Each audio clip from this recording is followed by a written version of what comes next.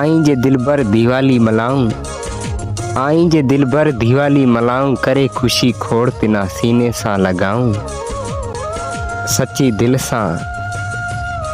दिल सां जानी तिना दावत ॾियां थो, हाँ सच्ची दिल सां जानी तिना दावत ॾियां थो। अशोक राम परदेसी आपरो मुक़दर आज़माऊं, आई जे दिल भर दिवाली मल्हाऊं, आई जे दिल भर दिवाली मल्हाऊं। साईं मजा सेहरा थर जी सदाएं हुआ कंपेयर रूपचंद कुमार। खूबसूरत शायरी तहरीर हमारी शामिल करतो हला। अनदा अशोक राम परदेसी अवां लिखियो है। भाया रूपचंद कुमार नमस्ते।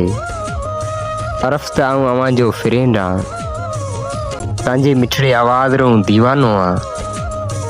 मैं ज़माने में के दुख सूर ॾिठा, गुरबत वारी ज़िंदगी गुज़ारी। आफरा पराया सब आज़माया, पर सुखरो साथी दुख में केर बि केरो कोनी। बस अदा रूपचंद पेटरे पुरायला, पांजे वतन रा वण विसारे। गोठ आपरो शहर आपरो मुल्क छॾे, रोजगार रे खातिर अज सऊदी अरब में पियो रहा। 7 समुंदर आपरा सी परो, अलाए परो पियो रहा। उठारो भलो सवारा, आन इथे उठ बेहतरीन संभाला तो। मैं कई उठारा मेला खटिया, अन एतिरा माण्हू मिना वॾी इज़त ॾेई था।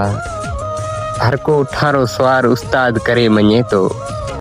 मैं कई मुकाबला खटियाई, इथे इज़तन पैसो भी जाम कमायो है। सब सुख है रूपचंद, पर यारा परे अजीज़ा अन दोस्तां खां परो आ।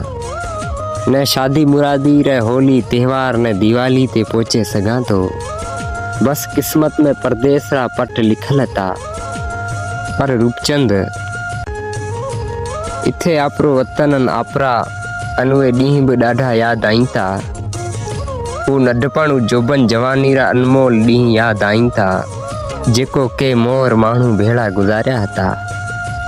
ओ ॻोठरा बनी ॿारा घड़िया ऐं वतन रा वण, उहे माण्हू मिना ॾाढा याद आई था, जेका भेड़ी मांजी ज़िंदगी गुज़री हती। हाँ रूपचंद उहा घरा में वरी दिवाली पई आहे। दिवाली खुशियां रो त्योहार जेके से परदेसी आपरे घरे आई था। विछड़ा मिले पई था, भेड़े ईंदा करी था। हाँ दा मांजो, हाँ दा इते मिना आपरो वतन याद आई तो। वतन ला साह सिके तो, आपरा से मिलण ला दिल उदास थे जाए थी। इथे माजा भाई माजा पुट माजा अजीज अन माजा दिल गिरिया दोस्त मिना ॾाढो याद आई था।